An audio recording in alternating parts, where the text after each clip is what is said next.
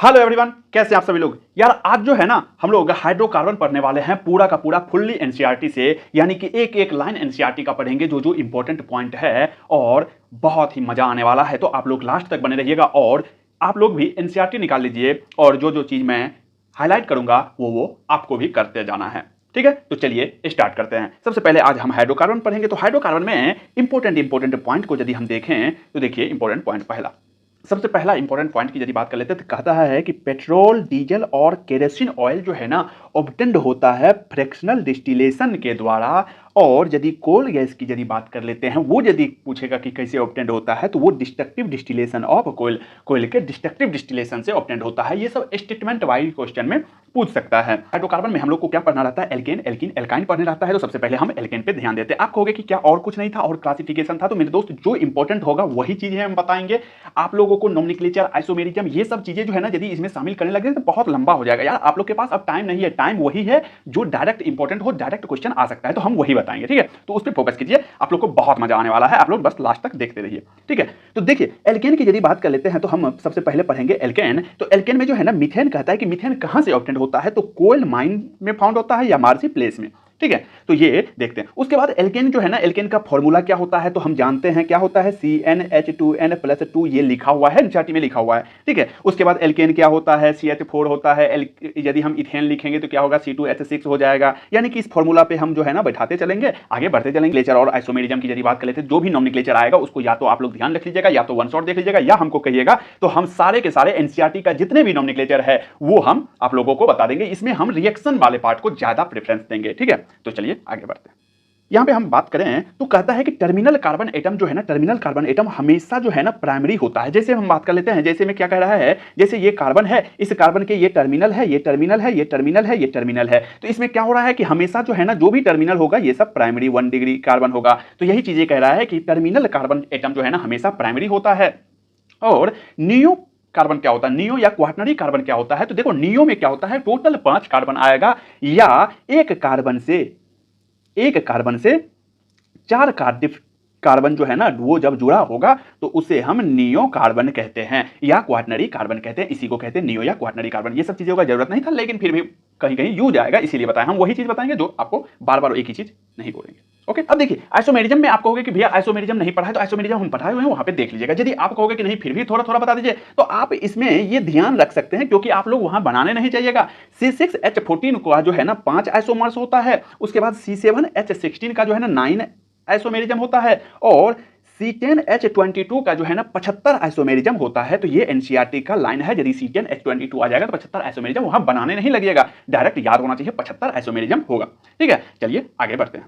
अब हम डायरेक्ट जो है ना प्रिपरेशन की बात करेंगे कि प्रिपरेशन में क्या सब चीज यूज आता है। तो चलिए देखते हैं। देखिए प्रिपरेशन में जो है ना पेट्रोलियम एंड नेचुरल गैस जो है ना वो मेन सोर्स होता है एल्केन का। ये ध्यान रखना है कि एल्केन का मेन सोर्स क्या होता है, पेट्रोलियम और नेचुरल गैस। सबसे पहला आता है form unsaturated hydrocarbon. Unsaturated hydrocarbon को फॉर्म करना है। तो देखिए अनसेचुरेटेड हाइड्रोकार्बन को जो है ना यानी कि किसे फॉर्म होगा, अनसेचुरेटेड हाइड्रोकार्बन से हमको एल्केन फॉर्म करना। अनसेचुरेटेड क्या होता है, यानी कि डबल बॉन्ड वाला। तो देखिए यानी कि डबल बॉन्ड एल्कीन एल्काइन से जो है ना हमें एल्केन बनाना है। तो उसके लिए जो है ना कैटलिस्ट का यूज करते हैं, फाइनली डिवाइडेड कैटलिस्ट का यूज करते हैं। और फाइनली डिवाइडेड कैटलिस्ट कौन कौन होता है, तो वो ध्यान रखना है कि प्लेटिनम होता है, प्लेडियम होता है और निकेल होता है। इससे क्या होता है, एल्केन बनता है। और ये प्रोसेस को जो है ना एल्कीन से एल्केन बनने के प्रोसेस को हम हाइड्रोजिनेशन कहते हैं। ठीक है, अब हाइड्रोजिनेशन कैसे कहते हैं तो वो डायरेक्ट अब हम यहां पे देखेंगे। तो यहां पे देखिए ये है इथीन यानी कि CH2 डबल बॉन्ड CH2, यहां पे H2 है और कैटलिस्ट यहां पे है PTPDNI। ये PTPDNI का काम ही क्या होता है यार, एक चीज हमेशा ध्यान रखिएगा कि जहां भी PTPDNI आए ना तो जितना भी डबल बॉन्ड हो ना सबको तोड़ देना है। जैसे यहां पे इथेन है तो इथीन को जब H2 डालेंगे ना तो यहां पे हाइड्रोजन लगाना, यहां भी हाइड्रोजन लगाना है और धीरे धीरे इसको जोड़ना है, धीरे धीरे इसको जोड़ना है और धीरे धीरे इसको तोड़ देना है। यानी कि यहां एक H लगा देना है, यहां एक H लगा देना है, यानी कि डबल बॉन्ड को तोड़ो, दोनों साइड H लगा दो, इथेन बन गया। उसी तरह से यहां पे हम प्रोपेन की यदि बात करें, प्रोपीन की यदि बात कर लेते हैं तो डबल बॉन्ड को तोड़ो और दोनों साइड H लगा दो, तो बन गया प्रोपेन। PTPDNI होना चाहिए। इसको जो है ना ट्रिक ऐसे रख सकते हैं कि पंडित जो है ना, तो पंडित पंडिताइन जो है ना, जो हम बात कर लेते हैं पूजा पाठ करवाने जाते हैं तो पंडित पंडिताइन से ध्यान रख सकते हैं कि PTPDNI। ठीक है, तो पंडित पंडिताइन से। ठीक है, उसके बाद हम बात कर लेते हैं प्रोपाइन की। यदि बात कर लेते हैं तो प्रोपाइन में जो है ना ट्रिपल बॉन्ड है, तो दोनों डबल बॉन्ड को तोड़ देना, डबल बॉन्ड को तोड़ना है और सब जगह हाइड्रोजन लगा देना है और प्रोपेन बन गया। अब देखो यहाँ पे क्या लिखा हुआ है। आप कहोगे कि यहाँ पे क्या पीटी पीडी एनआई तीनों एक साथ लिखा रहेगा? हम कहेंगे नहीं, सिर्फ एनआई भी लिखा सकता है, सिर्फ पीडी भी होगा और सिर्फ पीटी भी होगा। अब देखो पीडी पीटी कहां होगा और हम बात कर लेते हैं एनआई कहां होगा। तो प्लेडियम, देखो प्लेटिनम और प्लेडियम जो है ना, हम बात करते हैं कैटलिस्ट रिएक्शन जो है ना वो रूम टेम्परेचर पे भी कर सकता है, ठीक है।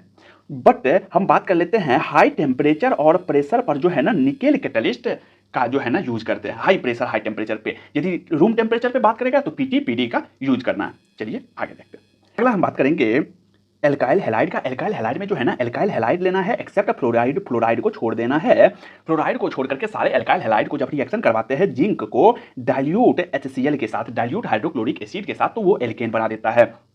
जैसे एग्जांपल में देखते हैं कि CH3Cl है, H2 है, ZnH+ है। ये H+ जो है ना एसिड है, एसिड की यदि बात कर लेते हैं तो ये क्या करता है ZnH+, तो यहाँ से Cl निकालेगा और हाइड्रोजन के साथ जाकर के HCl बना लेता है और यहाँ पे एक हाइड्रोजन आकर के मीथेन बना लेता है, यानी कि क्लोरोमीथेन से मीथेन बन गया। आगे देखते हैं।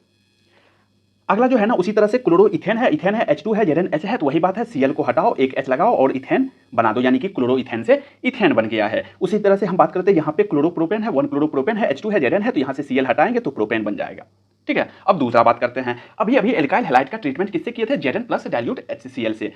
अब जो है ना एल्काइल हैलाइड का ट्रीटमेंट जो है ना सोडियम मेटल के साथ करेंगे, ड्राई इथरल यानी कि ड्राई ईथर के साथ करेंगे, फ्री फॉर मॉइस्चर यानी कि मॉइस्चर नहीं होगा, पूरा का पूरा ड्राई होगा। सॉल्यूशन की हायर एल्केन, और वो सॉल्यूशन जो है ना क्या देता है? हायर एल्केन देता है, और उसी को हम क्या कहते हैं?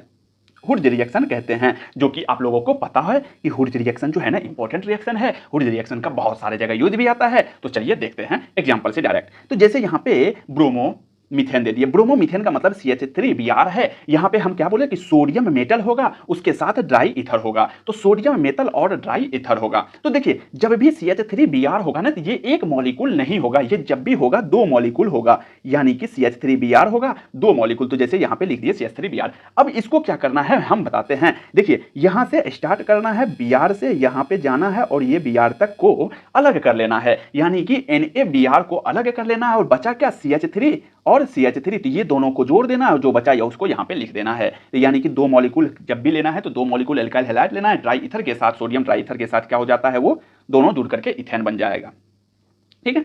जैसे अगला एग्जांपल यदि बात कर लेते हैं तो ब्रोमो इथेन की यदि बात कर लेते हैं तो ब्रोमो इथेन में क्या है? यहाँ से Br जाएगा, यहाँ से भी Br जाएगा, 2 मॉलिक्यूल है, और C2H5 जुड़ जाएगा, यानी कि ब्यूटेन बना देगा। 2 4 कार्बन को ब्यूट कहते हैं, तो ब्यूटेन बना देगा, ठीक है। चलिए अगला बात करते हैं। अगला हम बात करेंगे कार्बोक्सिलिक एसिड से। कार्बोक्सिलिक एसिड में जो है ना सोडियम सॉल्ट को जो है ना कार्बोक्सिलिक एसिड के साथ हीट करते हैं। हम बात करेंगे सोडा लाइम का। यहाँ पे क्या यूज करते हैं? Soda lime. सोडा लाइम क्या होता है? मिक्सचर होता है sodium hydroxide and calcium oxide का। कभी भी यदि हो सकता है पूछ दे कि सोडा लाइम किस किस चीज का मिक्सचर है, तो सोडियम हाइड्रोक्साइड और कैल्शियम ऑक्साइड का मिक्सचर होता है सोडा लाइम, और वो क्या देता है? एल्केन देता है। कैसे देता है? चलिए अब देखते हैं। देखिए कार्बोक्सिलिक एसिड है तो यहाँ पे क्या होता है कि एक कार्बन जो है ना less than the carboxylic acid, एक कार्बन कार्बोक्सिलिक एसिड से एक कार्बन लेस हो जाता है, यानी कि एलिमिनेट हो जाता है, तो उसे हम क्या कह देते हैं? जब CO2 जब चले जाता है, एक कार्बन कम हो जाएगा कार्बोक्सिलिक एसिड से, यानी कि एलिमिनेट हो जाता है कार्बन डाइऑक्साइड, तो उसे हम क्या कहते हैं? जब कार्बन डाइऑक्साइड एलिमिनेट होगा तो उसे डीकार्बोक्सिलेशन कहते हैं। जैसे एग्जांपल से देखते हैं, यहाँ पे है सोडियम इथेनोएट। सोडियम इथेनोएट की यदि बात कर लेते हैं, यानी कि CH3COO Na है, उसके बाद NaOH आ जाएगा, CaO और हीट करेंगे।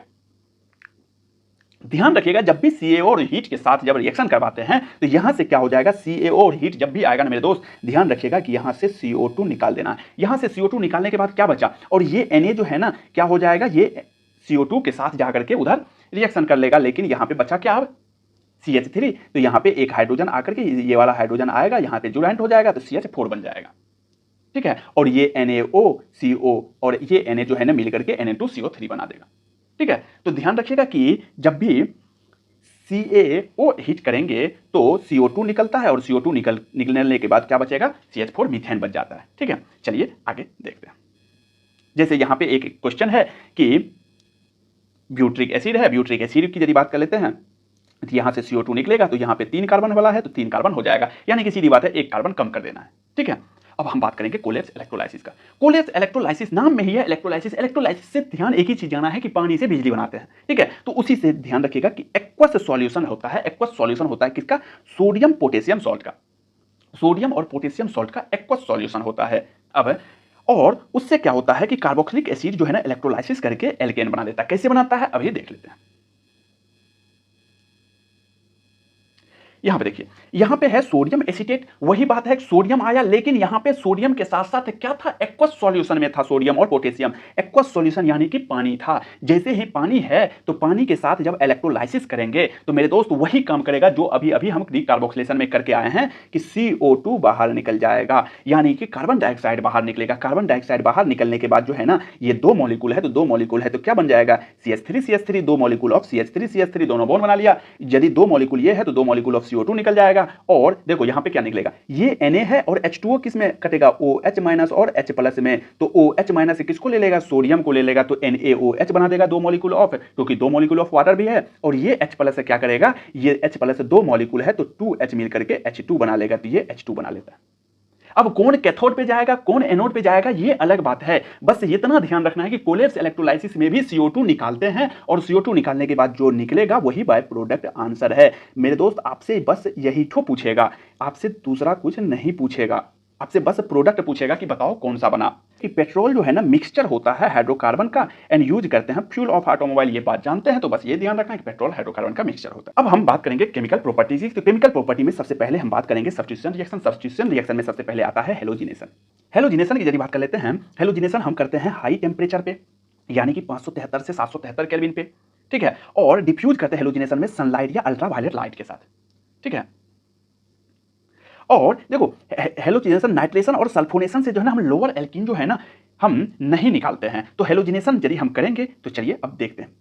हाइड्रोजन एटम जो है ना एल्केन का सब्स्टिट्यूटेड होता है तो उसे हम सब्स्टिट्यूशन रिएक्शन कहते हैं। कैसे होता है अभी हम एग्जांपल से देखते हैं, सबसे ज्यादा मजा एग्जांपल में ही आएगा। सबसे पहले हम देखेंगे हेलोजिनेशन। हेलोजिनेशन जो है ना यानी कि मीथेन को Cl2 के साथ HMU। आपको हम एक ट्रिक देखिए, बहुत सारी चीजें जो है ना यदि जीओसी सेकंड आपको डिटेल में पढ़ाते तो ज्यादा मजा आता, लेकिन अब तो टाइम नहीं है, इसीलिए डायरेक्ट जानिए कि HMU जो है ना ये एक प्रकार का लाइट है। जब लाइट गिरता है ना मेरे दोस्त इस पे, तो लाइट गिरने के बाद क्या होता है, Cl बॉन्ड जो है ना ये क्या है, डेल्टा एन जीरो है तो ये होमोलाइसिस करता है, यानी कि हम बात करते हैं फ्री रेडिकल मैकेनिज्म करने लगता है। जब H प्लस गिरता है तो फ्री रेडिकल मैकेनिज्म करने लगता है और यहां से भी C और H में जो है ना होमोलाइसिस करके फ्री रेडिकल मैकेनिज्म से फिर यहां भी फ्री रेडिकल ला देता है। फ्री रेडिकल दोनों जा करके जुड़ जाता है तो यहां पे Cl बन जाता है। आप कहोगे कि हम इतना याद रखेंगे, तो हम कहेंगे नहीं इतना याद नहीं रखना है। तो रखना क्या है याद, तो याद रखिएगा कि Cl2 टूटता है और एक Cl जुड़ जाता है जब HMU आता है, ठीक है। इसी को क्लोरीनेशन कहते हैं। क्लोरीन जुड़ा है तो क्लोरीनेशन कहते हैं। आप लोग को ध्यान में आ गया होगा कि क्लोरीनेशन वाला बात अच्छा है, हाँ लाइट गिरता है तो ये क्लोरोमीथेन बन गया।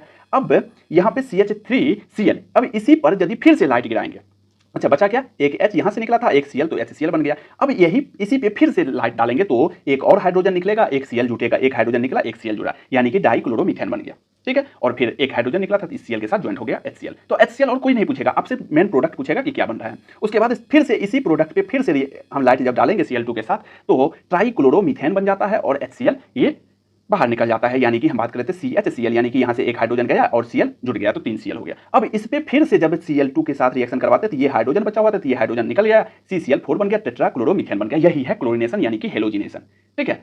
कि जितना भी मेथेन है उसको जो है ना हेलोजिनेशन कर देते हैं। चलिए आगे देखते हैं। जैसे एक और है कि यहाँ पे इथेन है, इथेन को Cl2 के साथ करेंगे तो क्या बन जाएगा, यहाँ पे एक हाइड्रोजन हटाओ Cl लगाओ HCl, और यदि आएगा Cl2 तो फिर वही बात सारे के सारे हाइड्रोजन को हटाते जाएगा और Cl जुड़ते जाएगा, ठीक है।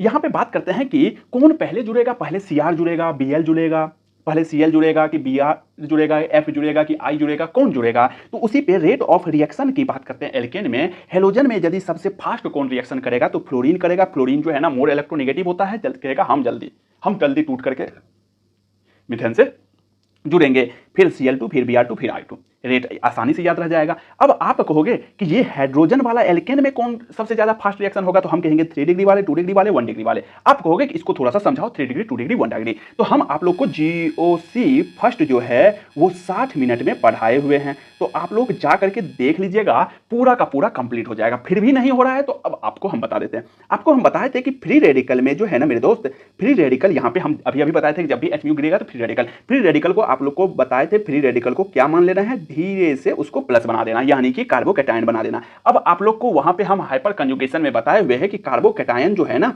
कार्बोकैटायन जितना ज्यादा हाइपर कंजुगेशन अल्फा हाइड्रोजन होगा उतना ज्यादा कार्बोकैटायन स्टेबिलिटी होता है। तो इसी हिसाब से 3 डिग्री का स्टेबिलिटी ज्यादा होता है, 2 डिग्री और 1 डिग्री।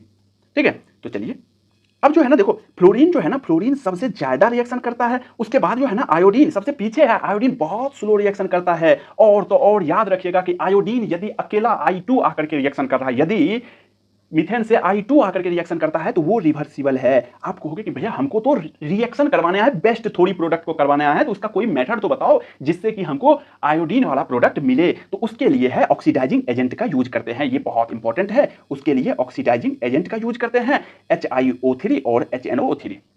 HiO3 और HNO3 ये एक ऑक्सीडाइजिंग एजेंट है। इसका कैसे यूज करते हैं देखो, जैसे CH4I2 के साथ रिएक्शन करने के बाद CH3I और HI बना लेता है, ये रिवर्सिबल है फिर से, क्योंकि ये तो हम बात कर लेते हैं बहुत ही स्लो रिएक्शन करता है। तो फिर ये आई क्या करता है, ये आई इसके पास आ जाता है, कहता है हम नहीं रहेंगे उसके पास, हम तुम्हारे पास आ जाते हैं। तो ये फिर H इधर चले जाता है, तो रिवर्सिबल। लेकिन हमको तो चाहिए ये वाला प्रोडक्ट। अब ये वाला प्रोडक्ट के लिए जो है ना हम यूज करते हैं ऑक्सीडाइजिंग एजेंट। अब ऑक्सीडाइजिंग एजेंट जैसे ही ये HI बनाना, ये HI को क्या करते हैं, HiO3 के को साथ में रखते हैं। जैसे ही HiO3 को साथ में रखते हैं तो ये HI के साथ रिएक्शन करके I2 बना देता है। और यदि I2 बना लिया तो फिर देखो I2 अब बन गया, तो आराम से रिवर्सिबल रिएक्शन नहीं होगा। ठीक है, तो याद रखिएगा कि आयोडीन जो बहुत स्लो होता है उसको फास्ट करने के लिए और रिवर्सिबल ना हो उसके लिए हम ऑक्सीडाइजिंग एजेंट का यूज करते हैं। ठीक है, चलिए अब देखते हैं। अभी हम बता दिए थे पहले ही कि हेलोजिनेशन जो है ना फ्री रेडिकल मैकेनिज्म से वो चलता था। अब फ्री रेडिकल मैकेनिज्म की यदि बात कर लेते हैं तो मैकेनिज्म थोड़ा मोड़ा तो समझाना पड़ेगा। आप जानते हैं कि फ्री रेडिकल मैकेनिज्म जो है ना 3 प्रकार से होते हैं, इनिशिएशन, प्रोपोगेशन और टर्मिनेशन। तो चलिए देख लेते हैं क्या सब है। मैकेनिज्म में सबसे पहले इनिशिएशन आता है। और अभी हम बताए थे फ्री रेडिकल मैकेनिज्म में जो है ना इनिशिएशन जो होता है वो होमोलाइसिस से होता है। होमोलाइसिस का मतलब होता है जिसका डेल्टा EN जो है ना वो 0 हो जाए। डेल्टा EN 0 वाला जो है ना वो होमोलाइसिस करता है, यानी कि बीचों बीच तोड़ता है बॉन्ड को। तो यहाँ पे जैसे Cl2 है, ठीक है, Cl2 है तो Cl2 की यदि बात कर लेते हैं तो ये बीचों बीच क्या करेगा, क्योंकि डेल्टा EN 0 है तो ये दोनों बॉन्ड जो है ना ब्रेक करता है। बॉन्ड ब्रेक करने के बाद ये फ्री रेडिकल यहाँ बन गया, एक फ्री रेडिकल यहाँ बन गया, यानी कि HMU डालेंगे, HMU होमोलाइसिस किए, Cl free radical, Cl free radical बन गया, क्लोरीन फ्री रेडिकल बन गया। अब इनिशिएशन कर चुके हैं, इनिशिएशन करने के बाद हम प्रोपोगेशन करते हैं। प्रोपोगेशन कैसे करते हैं, तो देखिए क्लोरीन फ्री रेडिकल को जो है ना अटैक करवाते हैं मीथेन पे, ठीक है, और फॉरवर्ड रिएक्शन में क्या होता है, CH बॉन्ड ब्रेक होता है और मिथाइल फ्री रेडिकल बनता है। कैसे बनता है, यहाँ पे देखिए, यहाँ पे CH4 है, यहाँ पे फ्री रेडिकल है, HMU है, लाइट डाल रहे हैं। ये क्या करता है कि यहाँ पे H को ब्रेक करता है, CH वाले बॉन्ड को ब्रेक करता है, CH वाले बॉन्ड को ब्रेक करता है। और ये जानते हैं कि ये क्या है, फ्री रेडिकल है। तो हम देख लिए कि अच्छा फ्री रेडिकल है तो हमको एक ही इलेक्ट्रॉन चाहिए। तो ये हाइड्रोजन को कहेगा कि तुम जो है ना फ्री रेडिकल बन के आओ, तब हम तुमको ले लेंगे। बोलेगा ओके कोई बात नहीं, हम आ रहे हैं। ये फ्री रेडिकल बन के आ गया इसके पास। यदि ये फ्री रेडिकल बन गया तो इसके पास एक इलेक्ट्रॉन बच जाएगा, तो ये बन गया मीथेन फ्री रेडिकल वाला। और ये H और Cl तो यहाँ पे बॉन्ड बना लेता है, ठीक है, तो यहाँ पे फ्री रेडिकल बना लिया। उसके बाद जो है ना दूसरा क्या होता है, दूसरा जो है ना यही फ्री रेडिकल जो है ना अब करेगा क्या, तो Cl2 के साथ HMU करता है और Cl2 को फिर से तोड़ता है और ये फिर दोनों फ्री रेडिकल जो है ना आपस में बॉन्ड बना लेते हैं और CH3Cl बन जाता है और Cl फ्री रेडिकल फिर से बन गया। अब ये फिर से Cl क्या करेगा, फिर से जाकर के अब रिपीट करते रहेगा, A और B में जो फ्री रेडिकल बच गया ये CH3 free radical, Cl free radical बनता जाएगा, ठीक है, तोड़ते जाएंगे बनता जाएगा। तो ये जो है ना रिपीट होते रहता है। तो वही चीज लिखा हुआ है कि रिपीटेड होता है स्टेप 1 और 2 स्टेप। अब जब ये इनिशिएशन हो गया, प्रोपोगेशन हो गया और हमको प्रोडक्ट मिल गया कि ये बन गया, अब बन गया तो एक साइड प्रोडक्ट भी तो बन रहा है ना। ये फ्री रेडिकल को कहीं ना कहीं तो जगह लगाना पड़ेगा ना, कहीं ना कहीं तो सल्टाना पड़ेगा ना। तो ये कह रहा है कि हमको सल्टाओ ना कहीं कहीं, तो इसीलिए आया था टर्मिनेशन। तो चलिए टर्मिनेशन देख लेते क्या है। हाईली हेलोजिनेटेड जो है ना यहाँ पे देख रहे हो, ये बन रहा है फिर ये बन रहा है, तो इसके लिए टर्मिनेशन आया। टर्मिनेशन क्या करता है, जो भी फ्री रेडिकल बचा हुआ है, जैसे Cl फ्री रेडिकल तो Cl बॉन्ड बना दिया। मीथेन बना था free radical, methane free radical बना था तो मीथेन वाला बॉन्ड बना दिया, इथेन बना दिया। उसके बाद जो है ना CH3 फ्री रेडिकल और Cl फ्री रेडिकल है, ये दोनों भी आपस में रिएक्शन कर सकते हैं, तो ये दोनों बॉन्ड बना लिया तो CH3Cl बन गया। तो ये टर्मिनेशन का काम करता है, स्टॉप कर देता है। हम बात कर लेते हैं रिएक्शन को, ठीक है। तो ये था मैकेनिज्म फ्री रेडिकल का। तो 3 स्टेप याद रखिएगा कि इनिशिएशन, प्रोपोगेशन और टर्मिनेशन होता है। ये स्टेप इंपॉर्टेंट भी है, पूछ भी सकता है, ठीक है, तो ध्यान रखिएगा। कि अगला हम बात करेंगे कंबसन। कंबसन का मतलब क्या होता है, आप लोग के दिमाग में एक ही चीज आता होगा, जलाना। जलाने को कंबसन कहेंगे, तो ध्यान यही रखना है कि हाँ जलाना है। अब आप एक चीज और बताओ, आप तो एक चीज जानते हो कि आप लोग को बार बार बचपन में पूछा जाता होगा कि हम जो है ना बाल्टी से किसी चीज को ढक देते तो वो जलता क्यों नहीं, दिया को हम यदि कोई चीज से ढक देते तो जलता क्यों नहीं, क्योंकि उसको ऑक्सीजन नहीं मिलता है। तो ये तो हम पहले से ही जानते हैं कि बिना ऑक्सीजन के जो है ना कंबसन हो ही नहीं सकता है, यानी कि एयर या डाई ऑक्सीजन चाहिए। तो बस खत्म बात हो गया कि CH4 ये मीथेन है और इसको एयर दिए, उसको कंबसन करवाएंगे। तो याद रखिएगा कि मीथेन और ऑक्सीजन को जब भी कंबसन करवाएंगे तो CO2 और वाटर बनेगा। अब इसको बैलेंस करने के लिए बैलेंस कर लीजिएगा, नहीं तो अभी नीचे में फॉर्मूला बता देते हैं। तो हमेशा ध्यान रखना है कि मीथेन को ऑक्सीजन के साथ कंबसन करेंगे तो CO2 और H2O मिलेगा। ठीक है, जैसे C4H10 है, इसको ऑक्सीजन के साथ कंबसन करेंगे तो इसका जो है ना सबका बैलेंस किया हुआ है 13/2, तो यानी कि कार्बन डाइऑक्साइड और ऑक्सीजन बन रहा है। ठीक है, तो अब कहोगे कि ये जनरल फॉर्मूला बता दो कंबसन का, तो ध्यान रखिएगा, क्या पता पूछ ले, क्या है कि एनटीए वाला आजकल तो दिमाग खराब हो गया है, वो कुछ भी करने लग जाता है, कैसा भी क्वेश्चन मार देगा। ठीक है, तो ये ध्यान रखिएगा कि CnH2n+2 ये एल्केन का फॉर्मूला है, और ऑक्सीजन में क्या लगाना है, उसके बैलेंस करने में C3n+1/2 लगाना है, और n ये वाला n लगाना है, यानी कि C4 है तो यहाँ पे 4 है। ठीक है, तो ये वाला CO2 लगा देना है, N1 + H2O, H2O में क्या लगा देना है, N1 + H2O। ठीक है, अब जो है ना, इसीलिए जो है ना लार्ज अमाउंट जो है ना हीट को प्रोड्यूस करता है, तो इसीलिए हम कंबसन एल्केन को जो है यूज करते हैं फ्यूल के तौर पे। ठीक है, अब आप कहोगे कि इनसफिशिएंट, हम कहेंगे कि पूरा का पूरा कंप्लीटली कंबसन नहीं करेंगे, तो कंप्लीटली कंबसन नहीं करेंगे, इनसफिशिएंट उसको एयर ही उतना ही देंगे, एयर ज्यादा देंगे ही नहीं। यानी कि ऐसे ध्यान रखो ना कि जब जो है ना एयर नहीं मिलता है ना तो धुआं छोड़ने लगता है, जब चूल्हा में खाना बनता है तो ऐसे ध्यान रखिएगा कि कार्बन ब्लैक फॉर्म हो जाता है, जब ऑक्सीजन सफिशिएंट नहीं मिलता है, कार्बन ब्लैक फॉर्मेशन हो जाता है। और वही कार्बन ब्लैक जहां की हम बात कर लेते हैं, जहां से इंक जो देखे हैं ना, इंक जो है ना वो कार्बन ब्लैक है। प्रिंटर इंक की यदि बात कर लेते हैं, ब्लैक पिगमेंट जो है ना, फिल्टर, ये सब जो है ना कार्बन ब्लैक से ही फॉर्मेशन होता है जब इनसफिशिएंट एयर देते हैं। ठीक है, जैसे एक एग्जांपल की यदि बात कर लेते हैं, यहाँ पे मीथेन ऑक्सीजन है, लेकिन यहाँ पे लिख दिया है इनसफिशिएंट कंबसन। जब भी इनसफिशिएंट कंबसन होगा ना तो मेरे दोस्त कार्बन बनेगा, और वाटर तो बनेगा ही, लेकिन कार्बन सॉलिड, कार्बन ब्लैक बन जाएगा। ठीक है, अगला बात करते हैं कंट्रोल्ड ऑक्सीडेशन की। कंट्रोल्ड ऑक्सीडेशन की यदि बात कर लेते हैं तो alkane on heating with regulated supply of oxygen या एयर, हाई प्रेशर पे रेगुलेट करते हैं ऑक्सीजन और एयर को जो है ना, हाई प्रेशर पे रेगुलेट करते हैं। तो उसके लिए रेगुलेट करने के लिए एक कोई ना कोई कैटलिस्ट होना चाहिए, तो उस कैटलिस्ट के थ्रू जो है ना इसे हम रेगुलेट करते हैं। तो रेगुलेट करने के बाद जो है ना उसका दूसरा प्रोडक्ट बनाते रहते हैं। जैसे हम मीथेन का यदि हम बात कर लेते हैं, यहाँ पे ऑक्सीजन के साथ कॉपर जो है ना कैटलिस्ट ले लिए। कॉपर कैटलिस्ट को जो है ना हम बात कर लेते हैं 523 केल्विन और 100 एटमॉस्फेरिक प्रेशर, यानी कि हाई टेम्परेचर, हाई प्रेशर पे हम क्या करते हैं, इसको अब CO2 और वाटर नहीं बना करके हम मिथेनॉल बना दिए। और ये तीनों का तीनों जो है ना, 3 एग्जांपल बताएंगे, ये तीनों का तीनों इंपॉर्टेंट होगा। तो ध्यान से सुनिएगा कि यहाँ पे मीथेन को वाटर के साथ कॉपर, जब कॉपर कैटलिस्ट होगा तो मिथेनॉल बन जाता है। जब मीथेन को ऑक्सीजन देते हैं, जब कैटलिस्ट मोल्डिबिडेनम वाला हो, MO2O3 मोल्डिबिडेनम वाला हो तो मेथेनल बन जाता है, यानी कि हम बात करते हैं एल्डिहाइड वाला बन जाता है। यहाँ पे एल्कोहल वाला बना, यहाँ पे एल्डिहाइड वाला बन जाता है। कब एल्डिहाइड वाला बनेगा, जब मोल्डिबिडेनम होगा कैटलिस्ट। और जब एनहाइड्राइड वाला रहेगा कैटलिस्ट, यानी कि CH3CO का होल ट्वाइस मैग्नीज, यानी कि Mn वाला। ठीक है, जब Mn जुड़ा हो अनहाइड्राइड की तरह, तो ध्यान रखिएगा कि जब मैग्नीज वाला हो ना तो वो इथेनोइक एसिड, यानी कि एसिड बना देता है, कार्बोक्सिलिक एसिड वाला। ठीक है, तो ये तीनों ध्यान रखिएगा कि जब कॉपर होगा कैटलिस्ट तो मेथेनॉल बनाएगा, जब हम बात करते हैं मोल्डिबिडेनम होगा तो मेथेनल बनाएगा, और जब हम बात करेंगे Mn होगा और यहाँ पे इथेन होगा तो हम बात करते हैं इथेनोइक एसिड बना देगा। यदि मिथेन होता तो मिथेनोइक एसिड बनाएगा। ठीक है, तो ध्यान रखिएगा, ये तीनों जो है ना बहुत इंपॉर्टेंट है, क्योंकि कॉपर जो है ना हमको कैटलिस्ट याद ही नहीं रहता है। चलिए आगे देखते हैं। ऑर्डिनरी एल्केन की यदि बात कर लेते हैं, टर्मिनल हाइड्रोजन की यदि बात कर लेते हैं, एटम जो है ना एल्कोहल बाय पोटेशियम परमैंगनेट, यानी कि देखो टर्सरी हाइड्रोजन। आप कहोगे कि बहुत अच्छा ये है कि KMnO4 जो है ना, आप लोग पहले भी पढ़े होंगे कि KMnO4 जहां भी आता है ऑक्सीडेशन कर देते हैं, एसिड बना देते हैं। लेकिन जब टर्सरी हाइड्रोजन आ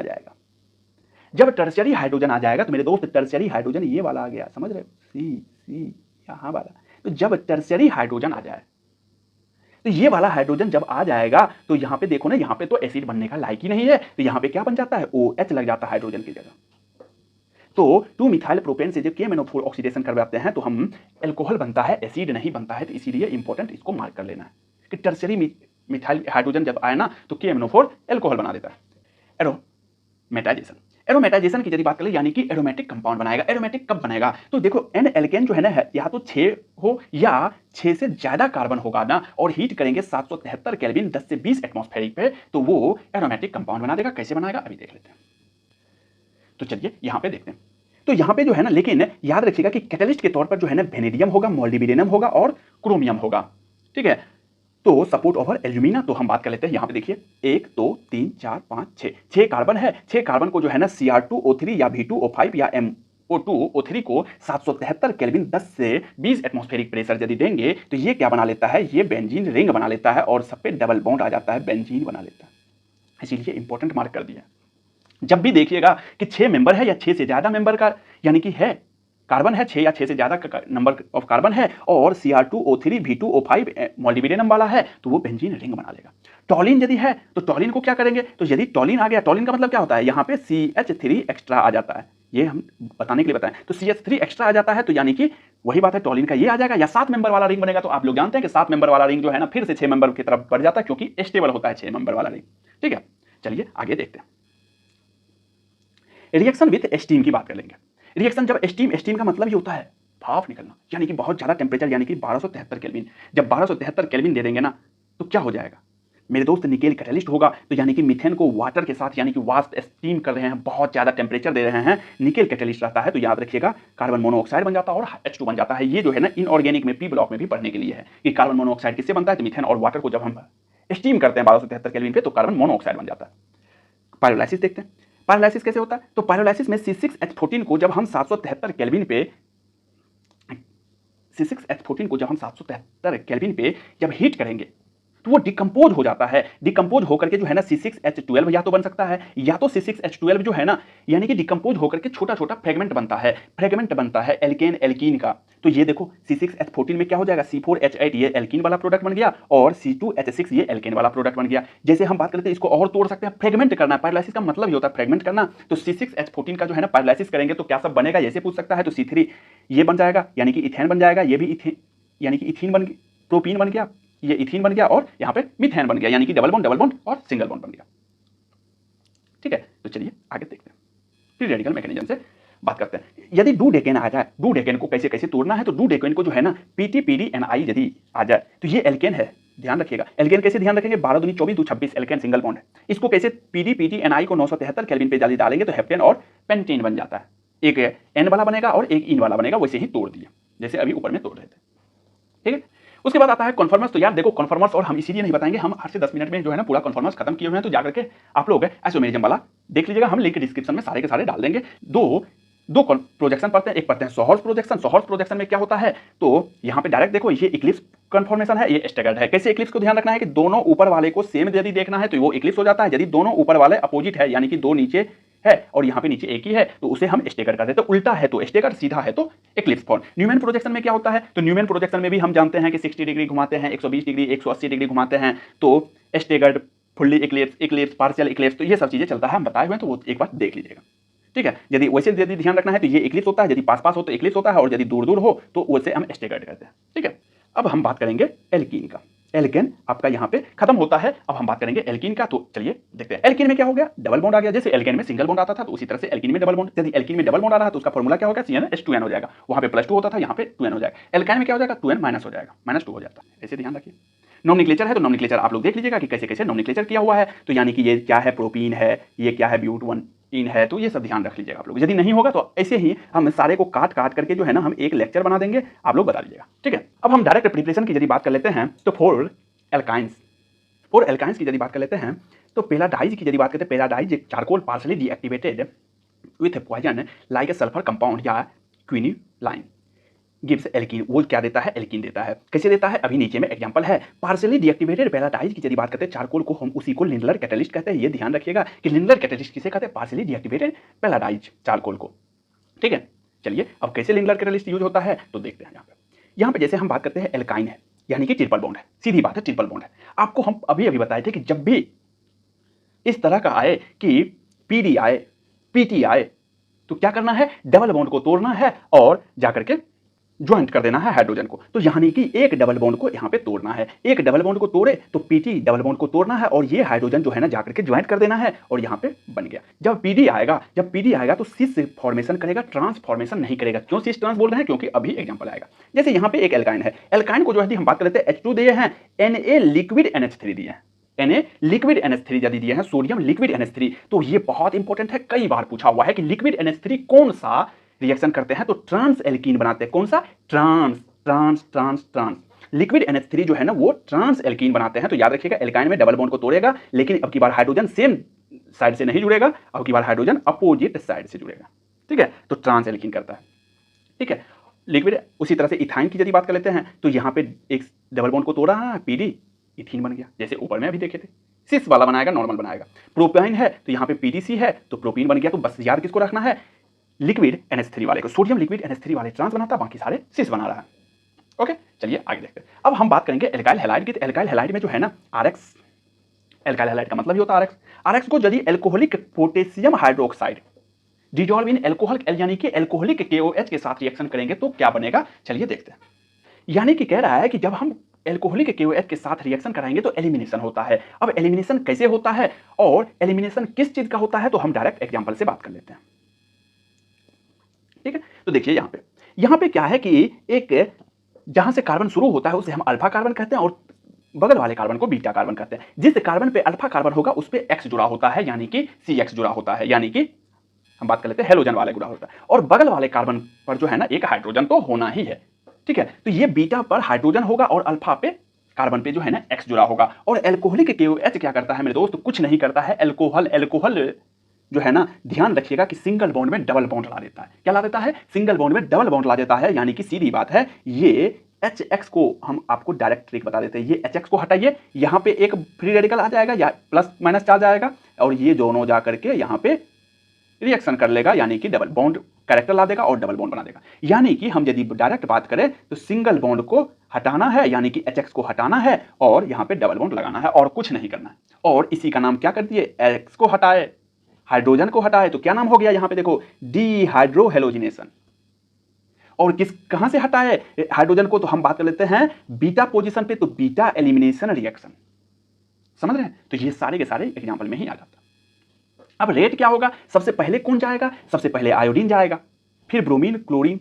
फ्लोरीन की बात ही नहीं हो रही है, फ्लोरीन तो जाएगा ही नहीं। यदि फ्लोरीन बॉन्ड बना लेता है तो उसके साथ से उसके वो ना तो जाता है और ना ही उसको कोई छोड़ना चाहता है, क्योंकि मोर इलेक्ट्रोनेगेटिव है और आयोडीन कम इलेक्ट्रोनेगेटिव है। ये सेठ जी की तरह काम करता है, इसको छोड़ो जाओ कोई फर्क नहीं पड़ता कि ये जल्दी से लीव कर जाता है एल्कोहलिक KOH के साथ। तो आयोडीन, ब्रोमीन और क्लोरीन।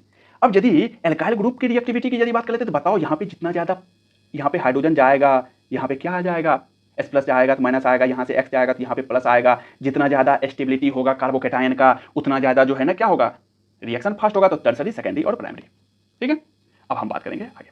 अब कहते हैं विसिनल डाइहैलाइड। विसिनल का मतलब समझ लेना अभी की बात। विसिनल जो है ना दोनों कार्बन पे, विसिनल का मतलब क्या कर रहा है, दोनों कार्बन पे। ठीक है, जैसे यहां एक कार्बन ये कार्बन, तो यहां भी हैलाइड यहां भी हैलाइड। एक ही कार्बन पे होता है तो उसे जेम हैलाइड कहते हैं, एक कार्बन पे होता है तो उसे जेम हैलाइड कहते हैं। जब दोनों अलग अलग कार्बन पे होता है तो उसे विसिनल हैलाइड कहते हैं। ठीक है, चलिए आगे देखते हैं।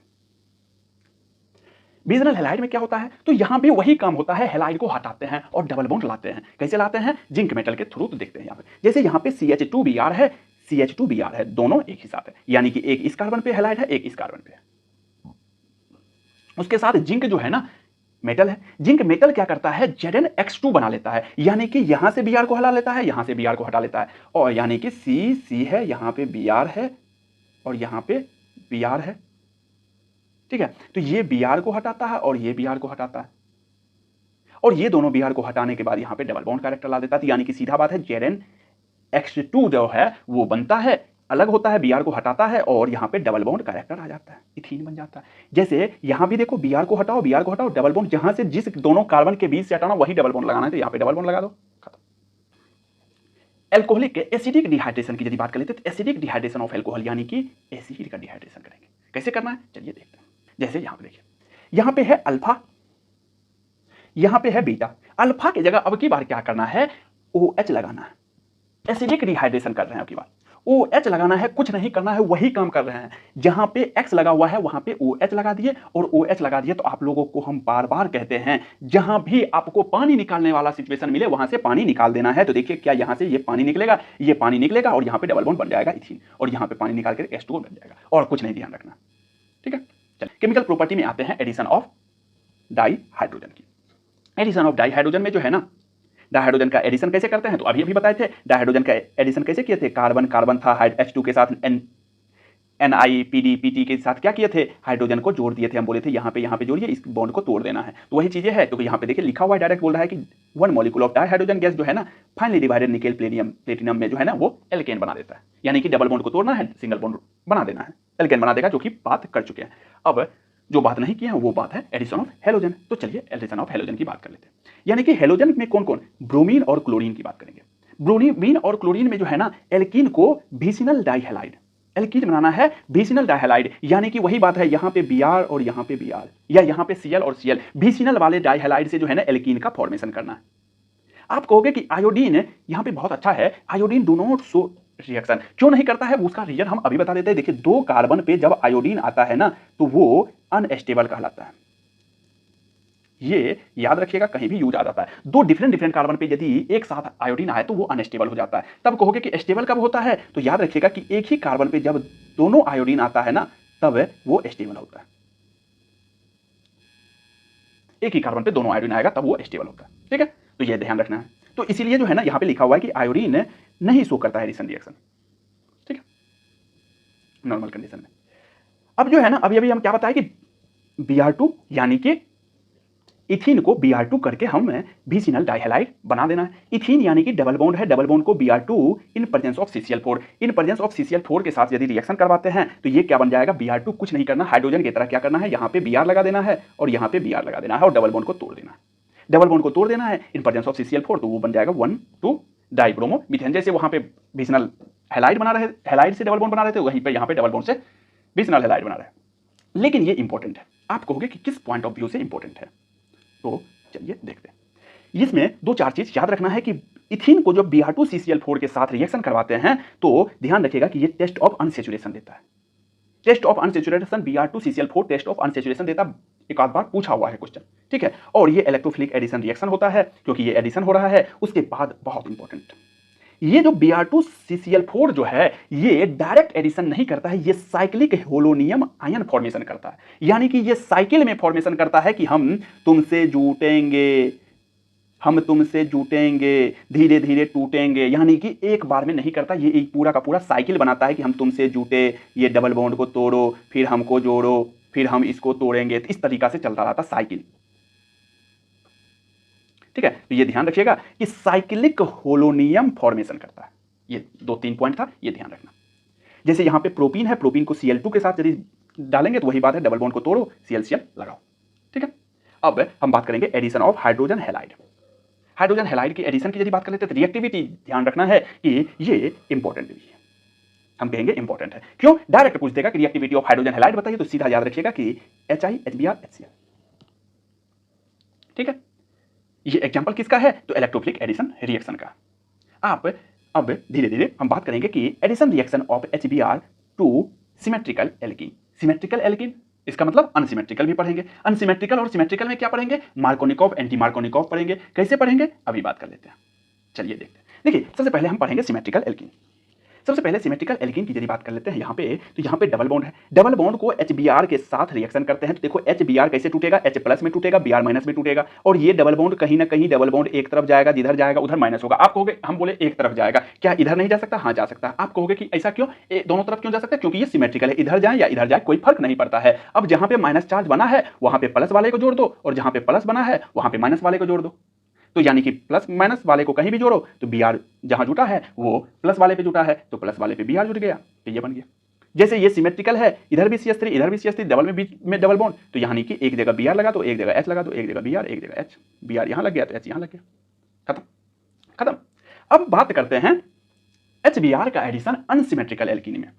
और अनसिमेट्रिकल एल्कीन जब आएगा तो यहां पे बात आएगा मार्कोनिकॉफ का, और मार्कोनिकॉफ का जब बात आएगा तो बात आएगा GOC फर्स्ट का, और GOC फर्स्ट में कार्बोकैटायन कार्बोएनायन का स्टेबिलिटी की बात आएगी। तो आपको हमारा लेक्चर देखना पड़ेगा जो हम 1 शॉट बताए हुए हैं, 60 मिनट में पूरा GOC कंप्लीट कर चुके हैं, तो जाकर के देख लीजिएगा, लिंक हम डिस्क्रिप्शन में सारे के सारे लिंक डाल देंगे।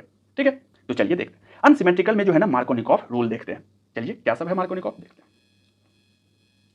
मार्कोनिकॉफ है क्या? मार्कोनिकॉफ जो है ना सबसे पहले यूज कैसे करते हैं, देखिए यहां पे CH3 CH डबल CH2 है, HBr के साथ क्या करता है, यहां पे ये टूटेगा, यहां पे Br- बनेगा, H+ बनेगा, जहां पे प्लस बना है वहां पे Br जाके जुटेगा, और जहां पे माइनस है वो प्लस वाले को ले जाएगा।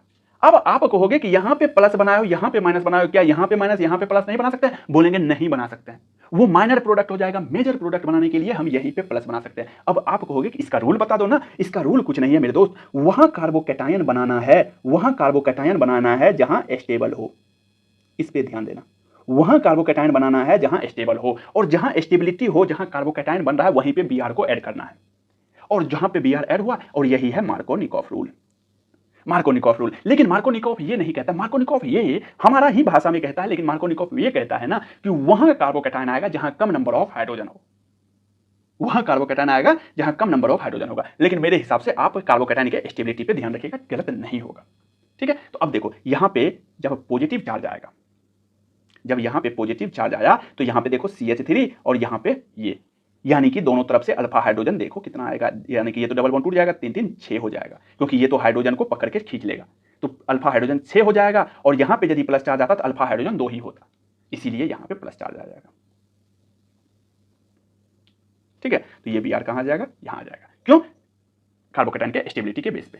तो ये बन गया मेजर प्रोडक्ट। आप कहोगे कि यहां यदि आ जाता तो आएगा, लेकिन वो होगा माइनर प्रोडक्ट। मेजर प्रोडक्ट का हमेशा वैल्यू होता है किसमें, ऑर्गेनिक में, माइनर प्रोडक्ट का वैल्यू नहीं होता है। तो मार्कोनिकॉफ जो है ना एक रशियन केमिस्ट्रिस्ट थे। ठीक है, उन्होंने ही ये रूल दिया था कि कार्बन एटम जो है ना पोजेस लेजर नंबर, जहां पे लेजर नंबर ऑफ हाइड्रोजन हो। लेकिन हम कहेंगे कार्बोकैटायन पे बनाना carbon atom lesser number of hydrogen पे कभी कभी गलत भी हो सकता है। ठीक है, यहां पे जैसे हम बात कर लेते हैं लेस स्टेबल हो जाएगा, ये मोर स्टेबल हो जाएगा, तो ये मोर स्टेबल तो मेजर प्रोडक्ट हो जाएगा। चलिए आगे देखते हैं। अब हम बात करेंगे एंटी मार्कोनिकॉफ। अब एंटी मार्कोनिकॉफ कहां लगेगा, और ये इंपॉर्टेंट भी है। क्या इंपॉर्टेंट है, एक दो बार पूछा हुआ है। क्या पूछा हुआ है अभी बताते हैं। एंटी मार्कोनिकॉफ की यदि बात कर लेते हैं तो ध्यान रखिएगा कि एंटी मार्कोनिकॉफ पेरोक्साइड इफेक्ट कहते हैं या उसे खरास इफेक्ट भी कहते हैं। ठीक है, एंटी मार्कोनिकॉफ एडिशन को हो या पेरोक्साइड इफेक्ट को हो या खरास इफेक्ट को। पेरोक्साइड इफेक्ट कहां लगता है, पेरोक्साइड इफेक्ट जो है ना एडिशन ऑफ HBr, यानी कि HBr के साथ जब पेरोक्साइड होगा H2O2 होगा, यानी कि या H2 की जगह कुछ भी आ जाए O2 होगा, यानी कि पेरोक्साइड वाला होगा, तो वो एंटी मार्कोनिकॉफ करेगा। यदि इसके अलावा कुछ होगा, यानी कि H2O2 HCl होगा, HBr होगा, यानी कि HI होगा, तो वो सब एंटी मार्कोनिकॉफ नहीं करेगा। ये सिर्फ और सिर्फ यही करेगा HBr और H2O2, यही ठो एंटी मार्कोनिकॉफ करेगा। और कैसे करता है तो ये अभी बता देते हैं, फ्री रेडिकल से करता है। चलिए देखते हैं। ओनली यहां पे लिखा हुआ है ओनली HBr, सिर्फ और सिर्फ HBr एंटी मार्कोनिकॉफ करेगा, नॉट विथ HCl या HI के साथ यदि रहेगा तो नहीं करेगा। और ये एक साइंटिस्ट थे MS खरास और FR मायो। ठीक है, ये जो है ना बोला था और उसी का नाम दिया पेरोक्साइड इफेक्ट या खरास इफेक्ट, ना अपने नाम पे दे दिया। ठीक है, या addition reaction anti Markovnikov rule, Markovnikov के एंटी चलता है। कैसे चलता है अब यहां पे देख लेते हैं। अभी बताए थे HBr और पेरोक्साइड हो, HBr पेरोक्साइड जब भी हो ना तो एंटी मार्कोनिकॉफ। अच्छा, एंटी मार्कोनिकॉफ होता क्या है, आप कहोगे कि एंटी मार्कोनिकॉफ। अच्छा, मार्कोनिकॉफ क्या होता है, सबसे पहले तो ये बता दो। यदि मार्कोनिकॉफ क्या होता था, स्टेबल प्रोडक्ट को देखते थे, यानी कि कार्बोकैटायन उसको देखते थे जो ज्यादा स्टेबल है। तो एंटी मार्कोनिकॉफ किसको देखेंगे, अनस्टेबल को देखेंगे, उसको देखेंगे जो कम स्टेबल है। ठीक है, तो एंटी मार्कोनिकॉफ वहां पे लगाना है Br को जहां कम स्टेबल हो। ठीक है, चलिए देखते हैं। ये Br तब कहां लग जाएगा, यहां पे प्लस चार्ज आएगा, एक यहां पे आ जाएगा। ठीक है, यहां वाला ज्यादा स्टेबल होगा, यहां वाला कम स्टेबल होगा, तो Br यहां पर लग जाएगा। तो यानी कि ये देखो Br यहां पे लग गया लास्ट वाले कार्बन पे। अब आप कहोगे कि ये हम कहेंगे कौन से इफेक्ट से चलता है, तो ये याद रखिएगा कि HBr इन पेरोक्साइड की यदि बात कर लेते तो ये फ्री रेडिकल से चलता है, फ्री रेडिकल बनाता है। यानी कि HBr भी फ्री रेडिकल बनता है, ये भी बनता है। यदि पूरा का पूरा मैकेनिज्म से चलेंगे तो ये भी एक तरह से वो मार्कोनिकॉफ ही कर रहा है। लेकिन आपको डायरेक्ट याद करने के लिए एंटी मार्कोनिकॉफ एक शब्द ला दिया, जिससे आप लोग को ध्यान रहेगा। तो फ्री रेडिकल मैकेनिज्म से करता है। आप कहोगे कि HCl यदि रहेगा, यानी कि यहाँ पे HCl HI रहेगा, तो क्या होगा HCl HI वाला, तो ये सब कार्बोकैटायन फ्री रेडिकल नहीं, कार्बोकैटायन पॉजिटिव चार्ज वाला से होता है। कार्बोकैटायन बना देता है, फ्री रेडिकल नहीं बनाता है। ठीक है, ये फ्री रेडिकल बनाता है, ध्यान रखिएगा। अब मैकेनिज्म में जैसे यहाँ पे देखो, यहाँ पे बेंजाइल पेरोक्साइड जो अभी पेरोक्साइड बताते हैं उसका होमोलाइसिस होगा, होमोलाइसिस होगा तो यहाँ से टूटेगा, यहाँ पे फ्री रेडिकल, यहाँ भी फ्री रेडिकल आएगा। दो मॉलिक्यूल एक ही का बन गया, दो मॉलिक्यूल इसका बन गया। अब जैसे ही इसका बना तो यहाँ से क्या करेगा, यहाँ से CO2 निकल जाएगा, CO2 निकल जाएगा तो यहाँ पे एक इलेक्ट्रॉन, यहाँ पे एक इलेक्ट्रॉन, ये इलेक्ट्रॉन तो इसको ले लिया, तो ये क्या हो जाएगा, फ्री रेडिकल बन जाएगा। तो ये देखो फ्री रेडिकल, यहाँ पे CO2 बाहर। अब ये फ्री रेडिकल क्या करता है, HBr के साथ होमोलाइसिस करता है। तो होमोलाइसिस करता है, यदि यहाँ पे फ्री रेडिकल तो यहाँ पे बनना कंपलसरी हो जाएगा, तो ये H आ जाएगा। ये H क्या करता है, इसके साथ रिएक्शन कर लेता है, तो यहाँ पे Br फ्री रेडिकल बन जाता है। अब बताओ Br फ्री रेडिकल कहाँ जाएगा, तो Br फ्री रेडिकल इसके पास चले जाता है, यानी कि डबल बॉन्ड को तोड़ेगा, Br कहाँ चले जाएगा, तो एक तो यहाँ Br चले जाएगा, तो फ्री रेडिकल यहाँ पे आ जाएगा। तो ये देखो फ्री रेडिकल यहाँ पे आ गया, Br यहाँ पे आ गया, और एक बार Br यहाँ पे आ गया तो फ्री रेडिकल यहाँ पे आ गया। अब आप कहोगे हम आपको क्या बताए थे अभी, ये भी एक प्रकार का मार्कोनिकॉफ ही है। अब बताओ फ्री रेडिकल के हिसाब से बताओ कौन स्टेबल है, फ्री रेडिकल के हिसाब से तो यही स्टेबल है ना, तो यहाँ पे हाइड्रोजन लगा दिए। लेकिन हम Br के हिसाब से देखें तो एंटी मार्कोनिकॉफ बोल दिए, यदि हाइड्रोजन के हिसाब से देखेंगे तो मार्कोनिकॉफ बोल देंगे, लेकिन एंटी मार्कोनिकॉफ ही आपको याद रखना है। ठीक है, यहाँ पे HBr की यदि बात कर लेते हैं तो यहाँ पे क्या चले जाएगा, हाइड्रोजन जाकर के जुड़ जाएगा। मेजर प्रोडक्ट बन गया। चलिए इसका बताइए। उसके बाद जो है ना यहाँ पे फ्री रेडिकल है तो ये Br यहाँ पे जुड़ जाएगा, तो ये माइनर प्रोडक्ट बना लिया, तो ये सब तो बता चुके हैं। अब पेरोक्साइड इफेक्ट और खराश इफेक्ट जो है ना HI और HCl में यूज नहीं होता है, ये ध्यान रखना है। ठीक है, आगे बढ़ते हैं। यहाँ पे बताइए, ये बहुत अच्छा क्वेश्चन है, ये डायरेक्ट क्वेश्चन ही हम ध्यान रखते हैं, डायरेक्ट ध्यान रखिएगा। यहाँ पे बताइए, यहाँ पे यदि पेरोक्साइड नहीं लिखा हो तो मेरे दोस्त, यदि पेरोक्साइड नहीं लिखा होगा तो मार्कोनिकॉफ के हिसाब से चलिएगा। मार्कोनिकॉफ के हिसाब से कार्बोकैटायन बनेगा, यानी कि ये डबल बॉन्ड को तोड़ो, यहाँ पे प्लस चार्ज आएगा और यहाँ पे Br आके अटैक कर देगा, यानी कि ये बनेगा। और यदि पेरोक्साइड लिखा रहता तो Br यहाँ पे अटैक कर देता, यानी कि यहाँ पे देखो HBr है, पेरोक्साइड लिखा है तो Br यहाँ पे अटैक करेगा। बहुत अच्छा क्वेश्चन है, ये दोनों को ध्यान रख लीजिएगा। एक बार अभी एनसीईआरटी आप लोग खोल के रखे हुए होंगे, आप लोग जो है ना बार बार जो है ना अपना अंडरलाइन कर रहे होंगे, तो ये ध्यान रख लीजिएगा, ज्यादा अच्छा रहेगा। ठीक है, चलिए आगे देखते हैं। अब एडिशन ऑफ सल्फ्यूरिक एसिड की बात कर लेते हैं। कोल्ड कॉन्सेंट्रेशन में सल्फ्यूरिक एसिड को जो है ना ऐड करते हैं एल्कीन में अकॉर्डिंग टू मार्कोनिकॉफ रूल। कैसे करते हैं अभी देख लेते हैं। HSO4 एडिशन रिएक्शन में शुरुआत में जब GOC2 पढ़ाते तो आपको शुरुआत में ही पढ़ाते, लेकिन कोई बात नहीं, अभी समझ जाइएगा। ये एल्कीन है, यानी कि यहाँ पे हम बात कर लेते हैं H2SO4 है, ये H2SO4 है। ये H2SO4 क्या करता है जानते हो? ये हाइड्रोजन को हटाता है और HSO4 माइनस बना देता है, H प्लस बनता है, H माइनस बनता है। ये डबल बॉन्ड को तोड़ता है और एक जगह प्लस चार्ज आ जाता है, एक जगह माइनस आ जाएगा, ये जा करके माइनस वाला प्लस पे अटैक कर देता है और ये प्लस वाला यहाँ आ जाता है और ये देखो बन गया CH3 CH2 SO3 और HOH, यानी कि ये टोटल क्या हो जाएगा जो बताए अभी HSO4। ठीक है, यानी कि C2H5HSO4 बन जाता है। यहाँ पे बताओ क्या बनेगा? वही बात है, डबल बॉन्ड को तोड़ो, प्लस चार्ज कहाँ आएगा? जहां मार्कोनिकॉफ के हिसाब से चलेंगे, जहां नहीं बोला है कुछ तो मार्कोनिकॉफ के हिसाब से चलना है।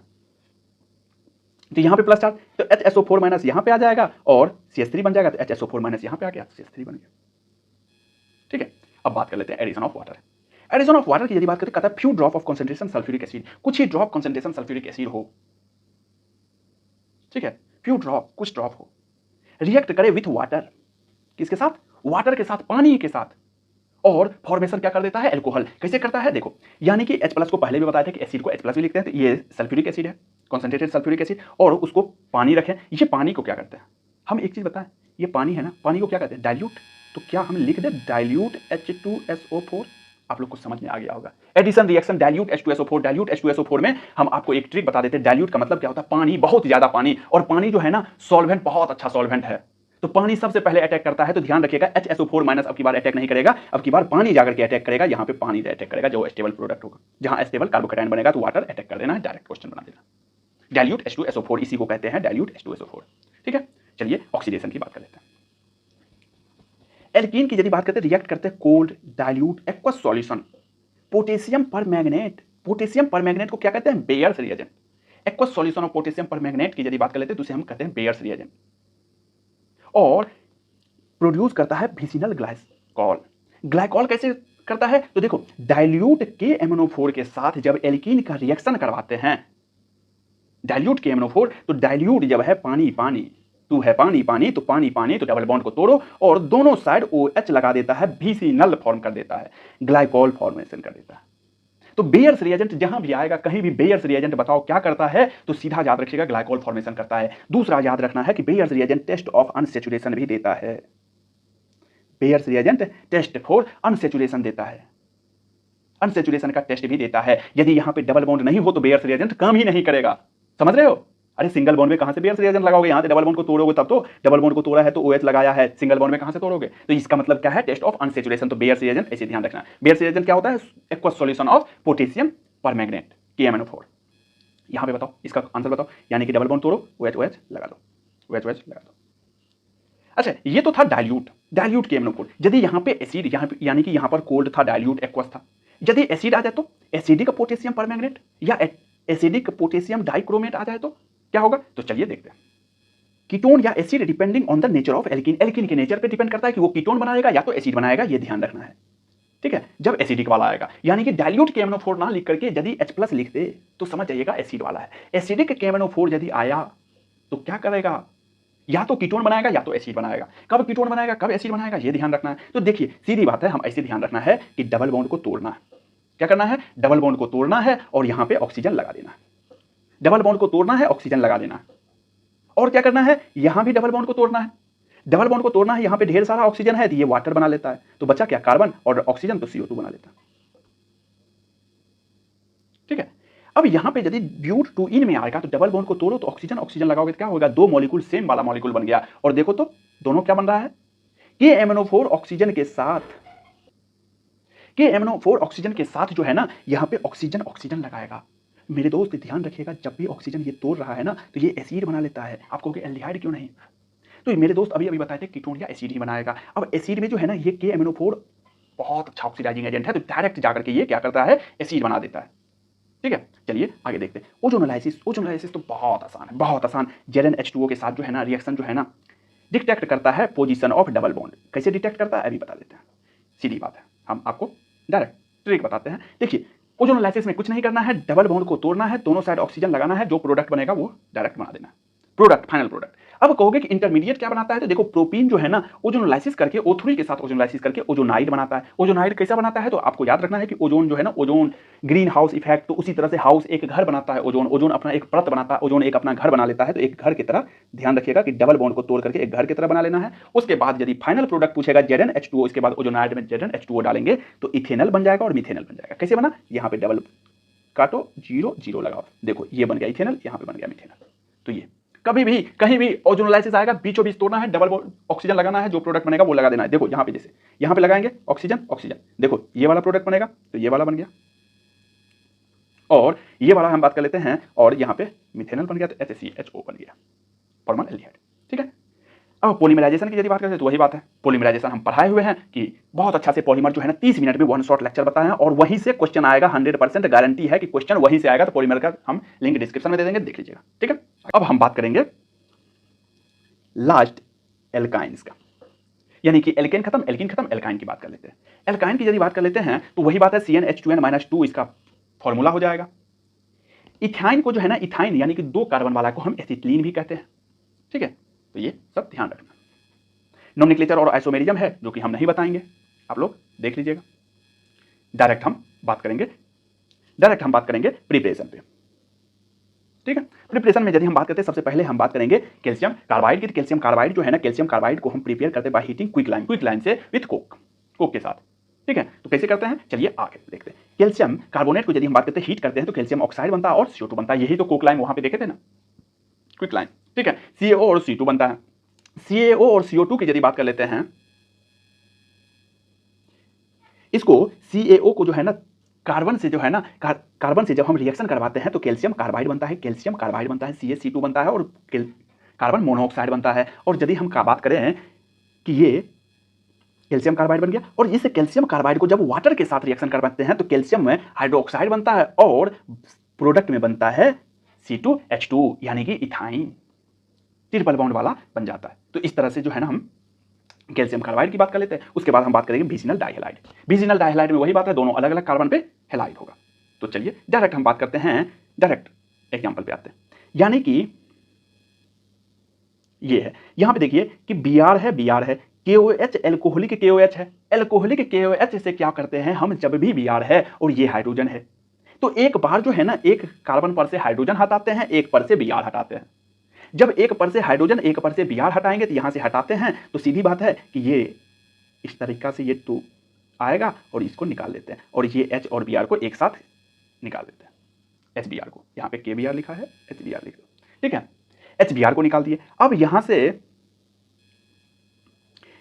H को और यहां से Br को निकाल दिए। अब HBr को जैसे ही निकालेंगे तो यहाँ पे डबल बॉन्ड आ गया। अब जैसे ही यहाँ पे क्या करना है कि NaNH2 के साथ रिएक्शन करवाएंगे, NaNH2 के साथ जैसे ही रिएक्शन करवाएंगे तो यहां से अब की बार क्या करेंगे, एक और Br और H को हटा लेना है। ठीक है, कैसे हटेगा, हम कहते हैं कि डायरेक्ट हटा लेना है। अब आप कहोगे कि नहीं हमें मैकेनिज्म पे जाना है, तो चलो मैकेनिज्म पे चलते हैं। तो देखो रिएक्शन किससे हो रहा है, KOH से क्या हो रहा है, तो यानी कि यहां पे देखो एक K और एक Br एक साथ चले जाएगा, और बचा क्या, ये हाइड्रोजन कहां चले जाएगा, ये हाइड्रोजन ऑक्सीजन के साथ निकल जाएगा H2O में, और KBr निकल गया। अब बचा क्या, एक Br क्या करता है, NaNH2 के साथ रिएक्शन करने पे Na+NH2- ये Br को लोभ देता है और ये कहता है चलना मेरे साथ, तो NaBr निकल जाता है। अब बचा क्या, एक हाइड्रोजन, तो हाइड्रोजन को ये लोभ दे देता है तो NH3 निकल जाता है, तो ये बन गया। लेकिन हम कहेंगे कि आपको डायरेक्ट ध्यान रखना है। अब डायरेक्ट क्या ध्यान रखना है, तो ये ध्यान रखना है कि मेरे दोस्त एक H एक Br एक H एक Br निकालना है, एक बार निकालना है तो एक बॉन्ड बनाना है, 2 बार निकालेंगे तो 2 बॉन्ड बनाना है, ट्रिपल बॉन्ड बनाना है, 4 नंबर लेना है और आगे बढ़ जाना है। ठीक है, केमिकल प्रॉपर्टी की बात करेंगे अब डायरेक्ट। एसिडिक के कैरेक्टर ऑफ एल्काइन, एल्काइन का एसिडिक कैरेक्टर की। Sodium metal and soda amide की यदि बात करते हैं NaNO2 इज स्ट्रॉन्गर बेस, ये जो है NaNH2 जो है ना ये सब स्ट्रॉन्गर बेस होता है, sodium metal and soda amide. ठीक है, ये ध्यान रखना। उसके बाद हम बात करेंगे कि इथाइन जो है ना hydrogen atom can be liberate proton more easily. Ethyne से जो है ना हाइड्रोजन एटम जो है ना आसानी से लिबरेट करता है, क्योंकि मोर ज्यादा इलेक्ट्रोनेगेटिव होता है तो ज्यादा एसिडिक हाइड्रोजन होता है as compare to ethene and ethane. Ethene और इथेन से जो है ना ज्यादा हाइड्रोजन लिबरेट करता है क्योंकि ज्यादा एसिडिक इन नेचर होता है, क्योंकि ज्यादा इलेक्ट्रोनेगेटिव होता है तो एसिडिक इन नेचर ज्यादा होता है। चलिए आगे देखते हैं। यहां पे हम बात कर लेते हैं, देखिए जैसे एसिटिलीन है यानी कि इथाइन है। इथाइन की यदि बात कर लेते हैं तो Na सोडियम है, सोडियम के साथ रिएक्शन करेगा तो ये हाइड्रोजन जल्दी निकल जाता है, तो ये Na यहाँ पे चले जाता है तो ये बन गया।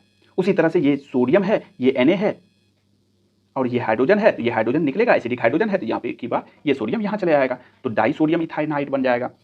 यहाँ पे देखेंगे तो ये हाइड्रोजन है तो ये हाइड्रोजन निकलेगा, सोडियम यहाँ आ जाएगा तो सोडियम प्रोपानाइड बन जाएगा। अब ये रिएक्शन जो है ना सोडियम वाला रिएक्शन शो नहीं करेगा एल्कीन और एल्केन में, क्योंकि एसिडिक हाइड्रोजन है ये रहा। ठीक है, चलिए आगे देखते हैं। अब आप कहोगे कि ये जो है ना एसिडिक बिहेवियर जो है ना किसका ज्यादा है किसका कम है, तो देखिए ट्रिपल बॉन्ड वाले का सबसे ज्यादा, डबल बॉन्ड फिर सबसे कम सिंगल बॉन्ड वाले का होगा। यदि यहाँ पे ट्रिपल बॉन्ड है, यहाँ भी ट्रिपल बॉन्ड है, यहाँ भी ट्रिपल बॉन्ड है, अब इसमें किसका होगा, तो मेरे दोस्त एक CH3 लगा रहा है तो यहाँ पे ये प्लस आई लगा रहा है तो प्लस आई एसिडिक स्ट्रेंथ को कम करता है तो कम कर रहा है, यहाँ पे दो प्लस आई लगा रहा है तो और कम करेगा तो ये हो जाएगा ऑर्डर। ठीक है, एडिशन रिएक्शन। अब हम बात करेंगे एडिशन ऑफ डाइहाइड्रोजन, तो डाइहाइड्रोजन का एडिशन तो ट्रिपल बॉन्ड है, पीडी पीटी एनआई क्या करता है, देखो Pd Pt Ni triple bond हो या डबल बॉन्ड हो पूरा का पूरा तोड़ता है। यदि सफिशिएंट मात्रा में हो तो एक बार तोड़ेगा तो डबल बॉन्ड बनेगा, फिर तोड़ेगा तो सिंगल बॉन्ड बन जाएगा। ये ट्रिपल बॉन्ड है, एक बार तोड़ेगा तो डबल बॉन्ड बनेगा, फिर तोड़ेगा तो सिंगल बॉन्ड बन जाएगा। इस समय टाइम वेस्ट करना जरूरी नहीं है। आगे यहाँ पे Br2 है तो Br2 क्या करता है, डबल बॉन्ड को तोड़ेगा, यहाँ पे Br, एक बार यहाँ पे Br, फिर से यदि Br है, फिर से Br है तो यहाँ पे बात करेंगे कि जब भी मार्कोनिकॉफ लगाना है तो वही लगाना है जहां पहले से लगा चुके हैं, तो फिर से वही उसी कार्बन पे Br लगा देना। ठीक है, चलिए आगे देखते हैं। देखो रेडिश ऑरेंज जो है ना, रेडिश ऑरेंज कलर सॉल्यूशन होता है ब्रोमीन ने, उसके बाद जो है ना ब्रोमीन इन कार्बन टेट्राक्लोराइड जो है ना डीक्लोराइज कर देता है। ठीक है, इसीलिए जो है ना इसका यूज कहां करते हैं, टेस्ट ऑफ अनसैचुरेशन में इसका भी यूज करते हैं। तो 3 जगह हो गया, बेयर्स रिएजेंट का, Br2 वाले का और हम एक किए थे Br2CCl4 वाले का।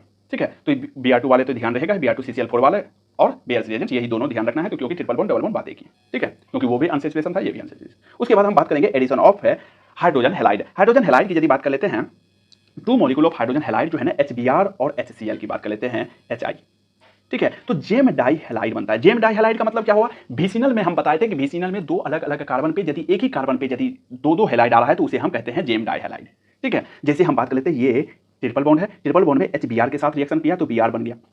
अब Br को फिर HBr के साथ रिएक्शन करने पे जो है ना उसी कार्बन पे फिर से Br आ जाएगा और इसी को कहते हैं मार्कोनिकॉफ। एक बार HBr किए, HBr कैसे किए, यानी कि मार्कोनिकॉफ के रूल से किए तो एक बार Br लगा दिए। ओके, चलो एक बार हम यहाँ पे देखो, यहाँ पे मान लेते कोई कार्बन पे लगाओ, बारीक किया, एक बार Br लगा दिए, एक बार Br लगा दिया। अब Br लगाने के बाद फिर से HBr जब लगाएंगे तो जहां पे पहले से मार्कोनिकॉफ लगाए थे वहीं पे फिर से मार्कोनिकॉफ लगाना है, तो यहाँ पे लगाए थे इस कार्बन पे तो इसी कार्बन पे फिर से Br लगा देना है, तो ये प्रोडक्ट बन जाएगा आंसर। ठीक है, आगे चलते हैं। जैसे यहाँ पे ट्रिपल बॉन्ड है, HBr एक बार लगाएं तो यहाँ पे देखो ये स्टेबल प्रोडक्ट बनेगा, मार्कोनिकॉफ से कार्बोकेटायन आएगा तो दोनों तरफ, तो ये स्टेबल तो Br आएगा। अब दोबारा जब Br जोड़ेंगे तो जहां पे जुड़ा था वहीं पे फिर से जोड़ देना दूसरा मार्कोनिकॉफ में। ठीक है, ये प्रोडक्ट बन जाएगा। एडिशन ऑफ वाटर की यदि बात कर लेते हैं तो डायरेक्ट आते हैं बात पे इथाइन। इथाइन की यदि बात कर लेते हैं HC ट्रिपल बॉन्ड H, यहाँ पे वाटर के साथ जब रिएक्शन करते हैं कैटलिस्ट क्या है, Hg+2। मेरे दोस्त Hg+2 कुछ नहीं करता है, Hg+2 क्या करता है, रिएक्शन को फास्ट कर देता है। क्या करता है, फास्ट कर देता है। यदि डायरेक्ट HOH के साथ यानी कि वाटर के साथ रिएक्शन करते हैं इन प्रेजेंस ऑफ एसिड तो हम बात करते हैं वो इंटर रिएक्शन करता है। यदि वहीं पे Hg+2 लगा देते हैं तो इंट्रा रिएक्शन करता है, यानी कि Hg+2 जो है ना इससे भी जुड़ा रहता है, इससे भी जुड़ा रहता है। ठीक है, धीरे धीरे ये टूटता है, धीरे धीरे ये जाकर के इससे बन जाता है, तो ये यानी कि इंट्रा रिएक्शन करता है। तो intra reaction faster than inter reaction, तो याद रखिएगा कि Hg+2 फास्ट कर देता है रिएक्शन को। ठीक है, तो ये क्या हो जाएगा, OH कहां जुड़ जाएगा, एक कोई कार्बन पे जुड़ जाएगा। ठीक है, अब आप कहोगे नहीं OH जो है ना वाटर बहुत ज्यादा है, वाटर और ज्यादा है, तो फिर से वाटर यदि रिएक्शन करवाएंगे तो फिर से क्या होगा, तो फिर से वाटर का रिएक्शन करवाएंगे तो एक स्टेप हम बढ़ा देते हैं, फिर लिखेंगे, फिर यहाँ पे हो जाएगा C, यहाँ पे OH, यहाँ OH और यहाँ H। और आप लोग एक बात पता होगा कि एक ही कार्बन पे जब दो का OH आ जाए, एक ही कार्बन पे जब दो OH आ जाए तो क्या करते हैं, पानी निकाल देते हैं, पानी निकाल देंगे तो ये बन जाएगा प्रोडक्ट, पानी निकाल देते हैं यानी कि आइसोमेराइजेशन हो जाता है। हम कहेंगे आइसोमेराइजेशन को भूल जाइए, एक कार्बन पे जब दो OH आ जाएगा तो हम पानी निकाल देते हैं, पानी निकालने के बाद क्या बन जाएगा, यहां से एक वाटर निकालिए तो यहाँ पे माइनस चार्ज आता है, माइनस चार्ज रेजोनेंस करके यहाँ पे डबल बॉन्ड बना लेता है, तो जब डबल बॉन्ड बना लेगा तो इथेनॉल बन जाएगा। जैसे यहाँ पे है, यहाँ पे डबल बॉन्ड है, OH है, देखिए OH एक बार आया, फिर से जब OH आएगा तो हम बात कर लेते हैं यहीं पे OH आएगा, और यदि यहाँ पे आएगा तो पानी निकालेगा, पानी निकालने के बाद क्या बन जाएगा, हम बात करते हैं प्रोपेनॉन बन जाएगा।